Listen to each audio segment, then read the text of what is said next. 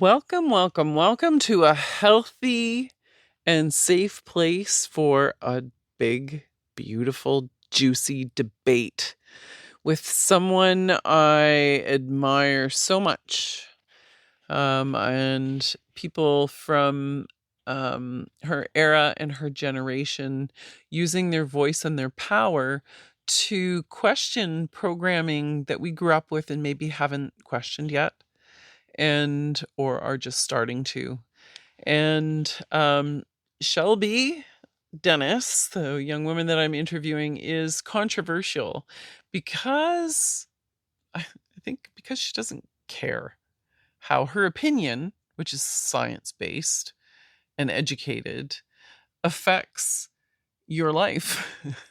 She could give a toss about how much it drives you fucking crazy that she's young and she has an opinion that goes against what you have grown up learning about horses and dominance theory and how they learn and how what leadership looks like, what being the boss looks like, what discipline looks like. The generation, oh, it doesn't have to be the generation, but I'm thinking of Shelby and of one of my favorite humans too, um, Mustang Maddie. One of my favorite things about these people, and Carmen from Horse Sense North and her partner Aquila, these people dare to question the programming that we grew up with. And they all do it with different styles. And Shelby's is, I don't know that it's radical. It's just fact and science based and unemotional while people go nuts around her. Like, seriously, you guys are embarrassing yourselves. You need to stop freaking the fuck out because she's just laughing at you. And um, I'm not sure that that's the most constructive approach to change because, as I've discovered, shame is a serious limiter in how we evolve. And um, at this moment, I want to take a moment to discuss the difference between shame and guilt, which are closely linked, and to tell you a story from a book that I need to give credit for before I introduce you to Shelby and the concepts that we're going to talk about. So, shame, um, often used as a behavior modification tool, and guilt are two different things. Um, in this way, shame at the core of it is, oh no, I am a bad person. Guilt at the core of it is, oh gosh, that was a bad thing I did. But in guilt, we understand and can separate our actions from who we are at our core. In shame, we believe our core to be rotten. And that is never fucking useful, guys, as a behavior modification tool, I gotta tell you. It was used a lot. It's not. Proves, yeah, that's been debunked. So there's the difference between the two. And here's a story that I thought was really important when we talk about accepting, um, looking at things we believe to be true, like dominance theory and stuff like that, getting debunked, and people doing things differently and better than we did. We can either fall into shame and attack back and double down, or we can step across the chasm and evolve and help others. And what is it that prevents that from happening, that has somebody just come back in anger, is usually a response to shame, and attack, or someone evolve. And this was described to me this way. So it is taken from a book I believe is called Why Won't They Apologize? And it is looking at the chronic non-apologizer, or the person who doesn't take accountability.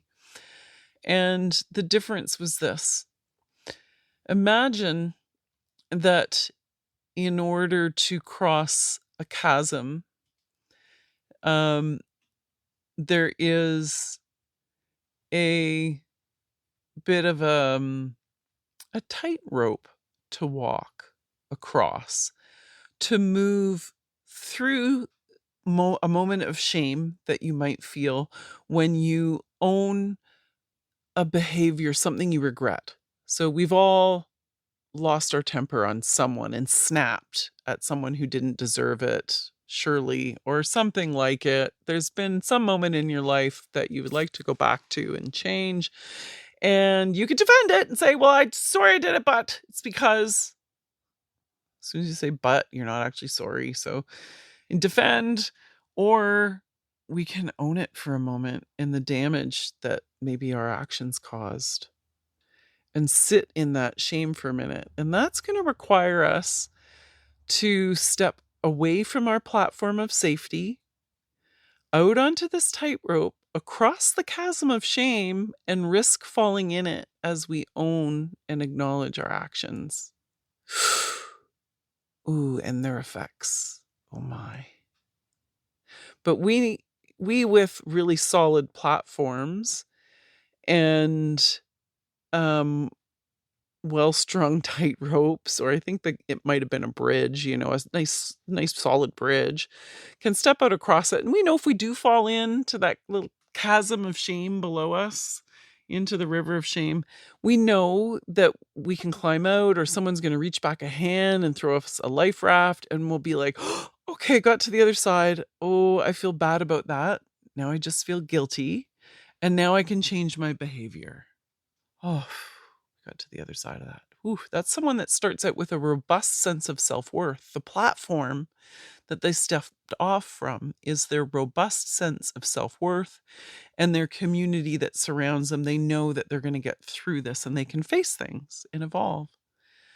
Someone whose sense of self-worth is less robust has a rickety platform to step out from, and their tightrope is swinging in the breeze and it's frayed. And they're looking down into that river of shame, and they think, oh my God, if I fall into that river of shame, I might never get back out. And instead of going across the tightrope and moving ahead, they backtrack, they retreat, they burn the bridge, they attack, they're not going to risk stepping out into the chasm of shame. And this was brought to my attention when I understood a few things differently about nervous system states as they apply to horse training and methods that were air quotes, and this term is used to describe so many different things. Don't anybody get their knickers in a knot? Natural horsemanship techniques. Though they're not all under fire, but they were used to describe some natural horsemanship techniques. And when I understood the nervous system response behind them and other ways of doing things, I went, oh, and I had a moment where I had to own that. And then I wanted to spread the word and not alienate others. So it's really important not to alienate people who are latecomers to the party. I've been a latecomer to the party of belief. I've made kind of fun of people for their namby-pamby woo-woo beliefs about feelings and things that transmit and vibes and things horses can know and not know and things people can know and not know and things that are possible and not. I made fun of people for that. And coming to it really late, you got to eat some crow. So maybe I can help bridge some gaps here. I want to know what you guys think about people that just are unapologetic warriors with their viewpoints, and let people crash against them and burn up in flames like Shelby does, and whether there are other ways. And I really want you to meet her and hear what she has to say. She's well educated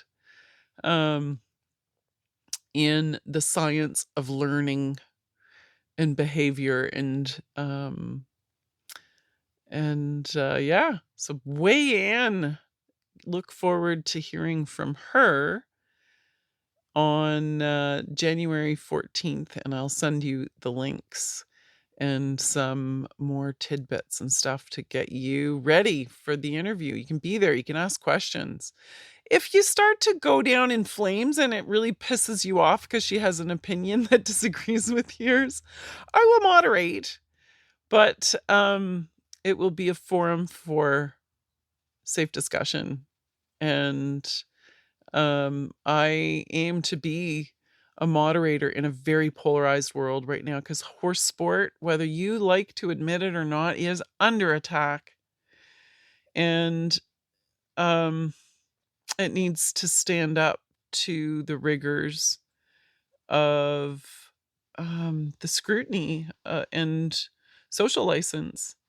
Now that there are ways of measuring equine pain faces and quantifying their stress, we can't put a pretty face on things we accepted as normal when we were going through the horse sport industry, or it will be shut down, and that's not going to leave horses in any better place. So let's evolve together. Horsecraft is evolving. Be on the right end of history, and be ready for an open, compassionate, non-judgmental place to express yourself, where I won't tolerate any bullshit. Love you all. Take a chance and join us soon.